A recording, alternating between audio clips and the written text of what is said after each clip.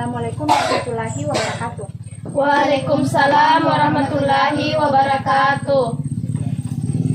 Ya, puji syukur atas kehadirat Allah Subhanahu wa taala karena pada kesempatan hari ini kita masih diberikan kesehatan, kita masih diberikan kesempatan sehingga kita masih bisa hadir di tempat ini untuk mengikuti pelajaran tatap muka ya. Sebelumnya, bagaimana kabarnya Ananda hari ini? Baik, Bu.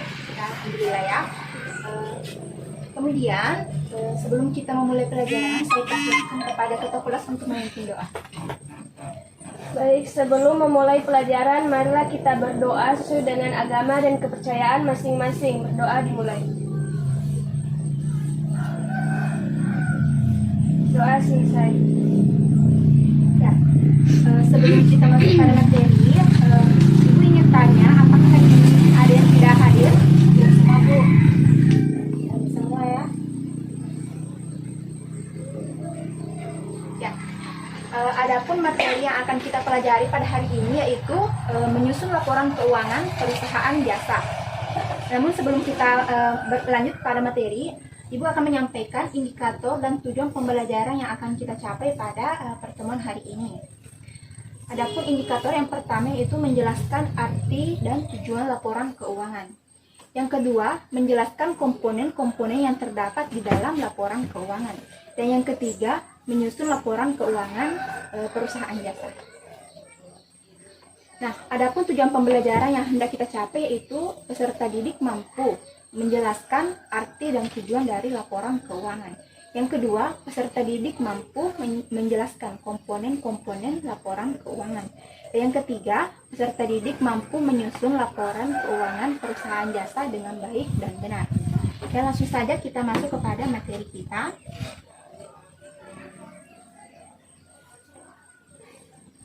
Menyusun laporan keuangan perusahaan jasa.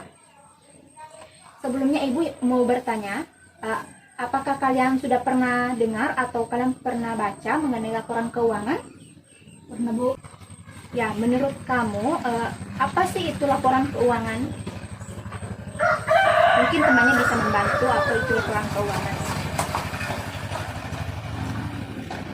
Mungkin cuma sebatas melihat ya, sebatas membaca aja, tapi mungkin Anandaku tidak tahu apa sih itu laporan keuangan. Jadi Ibu akan jelaskan di sini. Jadi Anandaku bisa mencatat, kalian perhatikan baik-baik akan Ibu jelaskan. Laporan keuangan yaitu suatu sistem informasi yang disediakan secara terstruktur terkait dengan posisi keuangan dan kinerja keuangan suatu entitas pada suatu periode tertentu. Ya, mungkin di kehidupan sehari-hari kita sudah banyak belajar mengenai uang ya. Tentunya uang yang kita keluarkan, uang yang masuk pada rekening kita itu semua dicatat pada laporan keuangan ini ya. Adapun tujuan dari laporan keuangan ini yaitu digunakan oleh si pemakai informasi akuntansi untuk mengambil suatu keputusan ekonomi.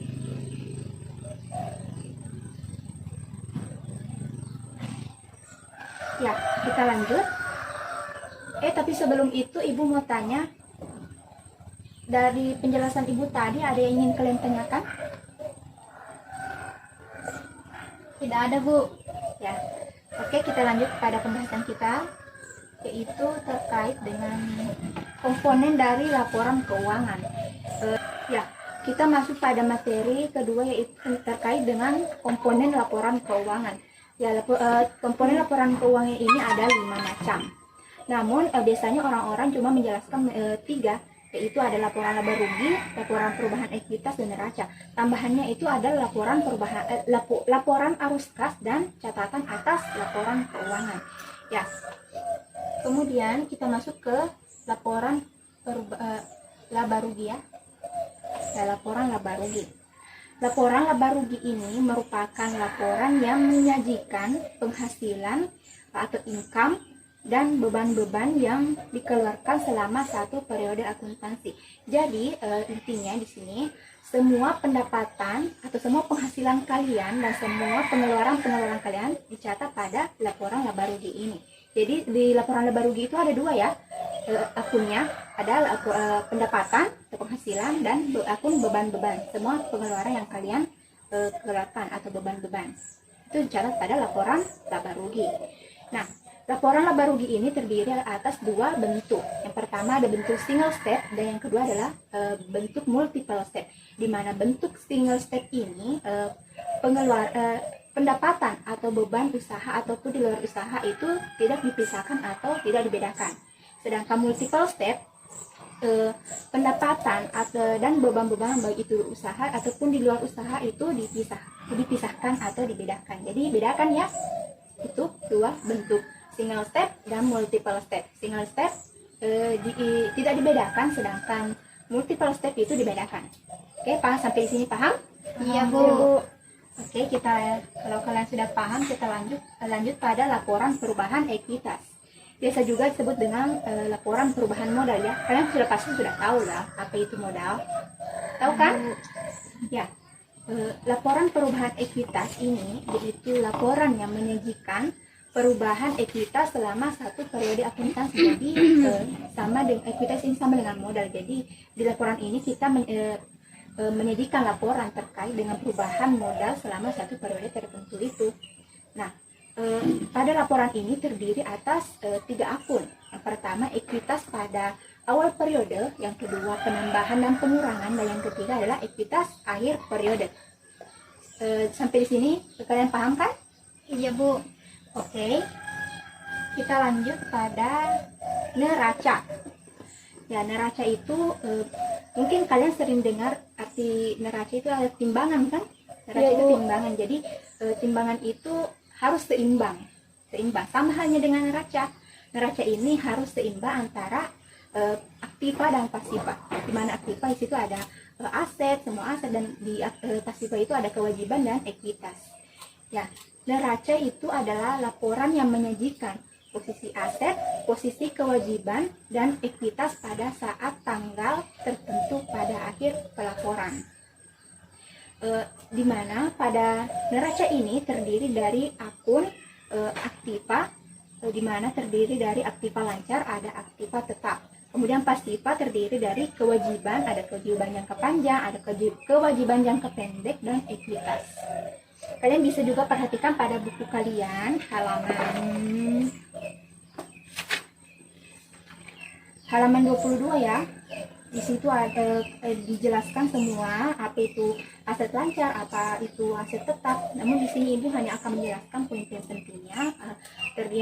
Poin-poin penting dari neraca itu terdiri dari akun aktiva, terdiri dari akun pasiva, di mana aktiva ada aktiva lancar dan aktiva tetap. Kemudian pasiva itu terdiri dari kewajiban jangka panjang dan kewajiban jangka pendek dan ekuitas. Sampai di sini ada yang ingin kalian tanyakan? Sudah mengerti, Bu? Ya, sepertinya mudah ya, ini mudah. Kemudian sama halnya dengan laporan perubahan laba rugi. Maksud saya laporan laba rugi, neraca juga memiliki 2 bentuk. Yang pertama adalah bentuk akun atau biasa disebut dengan akun bentuk T. Jadi itu nanti bentuknya bentuk T ya. Kita gambar dengan bentuk T. Kemudian yang kedua adalah bentuk laporan atau report form. Nah, akun bentuk T ini seperti ini ya. Gambarnya nanti T, di mana aset berada di sebelah kiri, kemudian kewajiban dan pasti ekuitasnya berada di sebelah kanan. Jadi kalian bedakan aktivanya berada di sebelah kiri dan pasifanya berada di sebelah kanan. Kemudian bentuk yang kedua adalah bentuk laporan. Sesuai dengan namanya, laporan ini ditulis mulai dari atas sampai bawah membentuk seperti laporan ya, di mana posisi aset atau pasifa di sebelah paling atas, kemudian kewajiban, kemudian ekuitas pada yang paling akhir ya. Mungkin kalian bisa paham sampai di sini? Paham, Bu. Ya, kalian ingat ya, bentuk neraca ada 2, bentuk akun atau bentuk T dan bentuk laporan. Oke ya. Ya, kemudian kita masuk pada laporan arus kas. Ya, ini sangat jarang ya, sepertinya dijelaskan ini sangat jarang laporan arus kas ini, tapi Ibu akan menjelaskan sedikit tentang laporan arus kas ini. Di mana yang dimaksud dengan laporan arus kas yaitu laporan yang menyajikan ringkasan penerimaan kas dan pengeluaran kas selama satu periode tertentu. Jadi pada laporan arus kas ini disajikan semua ringkasan pengeluaran kalian, penerimaan kalian, semuanya dicatat pada akun laporan arus kas ini. Terdiri dari 3 bagian ya, ada kas dari kegiatan operasi, kas dari kegiatan aktivitas investasi, dan kas dari aktivitas pendanaan. Jadi kalian ingat itu 3 bagiannya. Kas dari kegiatan operasi, catat ya, kas dari kegiatan investasi, dan kas dari aktivitas pendanaan. Jadi kalian cuma perlu tahu itu yang ketiganya, dan juga kalian catat ya cukup ya. Ya, selanjutnya mungkin kalian bertanya terkait dengan ketiga tadi, kalian bisa baca pada halaman 25 ya. Kalian bisa baca sendiri, kalian pahami. Selanjutnya, Ibu akan menjelaskan terkait dengan catatan atas laporan keuangan. Nah, catatan atas laporan keuangan ini biasa juga disebut dengan CAL, berisi terkait informasi tambahan yang disajikan dalam laporan keuangan dan memberikan penjelasan naratif yang disajikan dalam laporan keuangan dan informasi pos-pos yang memenuhi kriteria pengakuan dalam laporan keuangan. Lanjut, catatan atas laporan keuangan ini harus menyajikan informasi dasar penyusunan laporan keuangan dan kebijakan akuntansi tertentu yang digunakan perusahaan. Kemudian, mengungkapkan informasi yang disyaratkan dalam SAK ETAP tetapi tidak disajikan dalam laporan keuangan. Kemudian, memberikan informasi tambahan yang tidak disajikan dalam laporan keuangan tetapi relevan untuk memahami laporan keuangan. Sampai di sini ada yang kalian ingin tanyakan? Tidak. Oke, kalau ada pertanyaan silakan sampaikan ya, jangan malu-malu.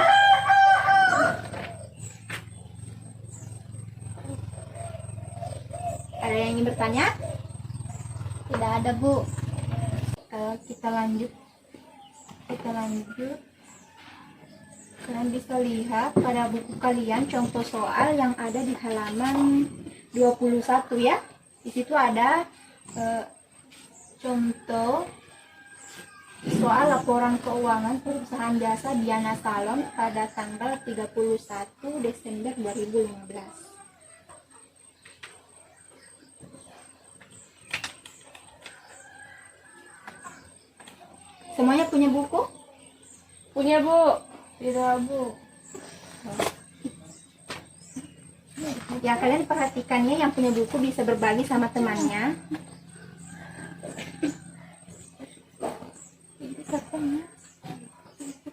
Kalian perhatikan, di sini ada kas 15 juta, piutang usaha 6.300.000, perlengkapan salon 2.400.000 hingga akhir ya. Kemudian kalian jumlahkan pada data soal laporan keuangan ini harus seimbang ya, sebesar 65.900.000.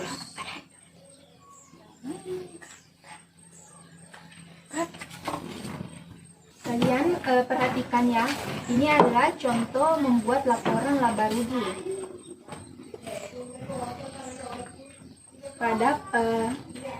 pada perusahaan jasa Diana Salon.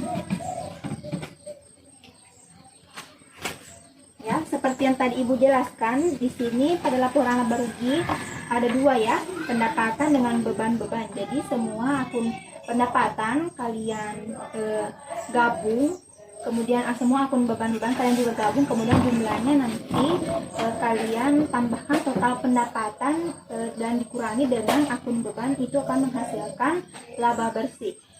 Jika total pendapatan lebih besar daripada total beban, maka itu disebut dengan laba bersih.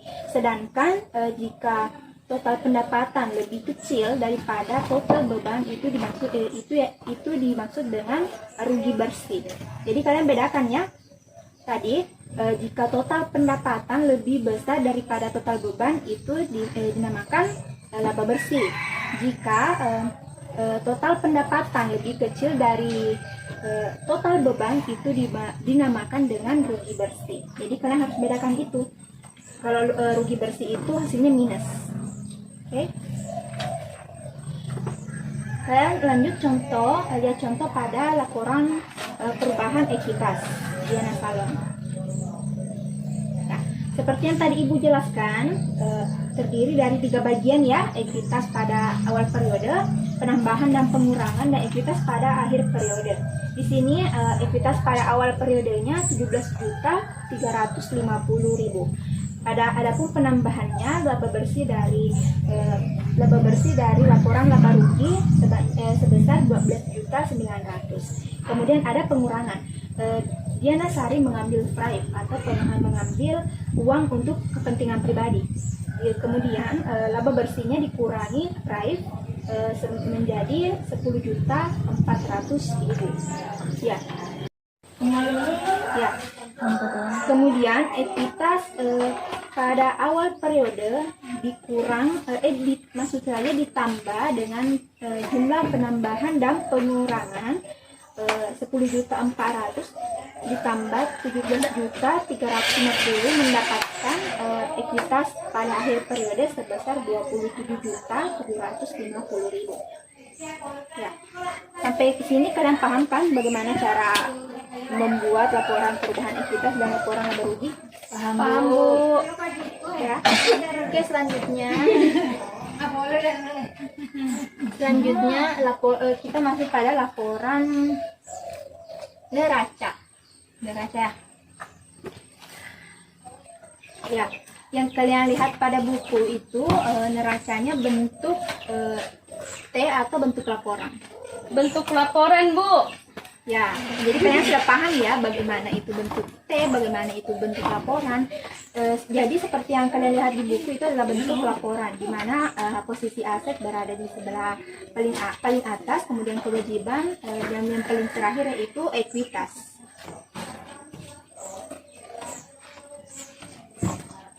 Nah, selanjutnya ini adalah laporan arus kas. Ada arus kas dari kegiatan operasional, arus kas dari aktivitas investasi, dan arus kas dari aktivitas pendanaan. Jadi kalian bisa kalian belajar dari buku saja ya, karena sepertinya waktu tidak cukup untuk Ibu menjelaskan semuanya. Jadi mungkin kalian bisa baca-baca saja bukunya ya. Iya, Bu. Sampai di sini ada yang kalian ingin tanyakan sebelum Ibu mengakhiri pelajaran? Tidak ada, Bu.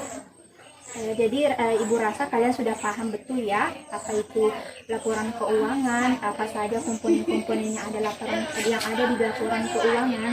Jadi kemudian Ibu akan memberikan kalian tugas, ada tugas mandiri berupa pertanyaan 5 soal, dan kemudian ada juga tugas-tugas kelompok yang akan kalian kerjakan. Satu kelompok minimal 3 orang ya, maksimal 3 orang. Jadi kalian bentuk kelompoknya sendiri. Nanti ibu share ke WA, ke grup WA mengenai soal-soal yang akan kalian kerjakan. Nah, tugas-tugas ini Ibu mohon kalian kumpul sebelum pertemuan selanjutnya ya. Ibu, Ya, Bu. Ketua kelas mohon dikumpul tugas-tugas teman-temannya ya. Baik, Bu. Ini tugasnya mudah kok.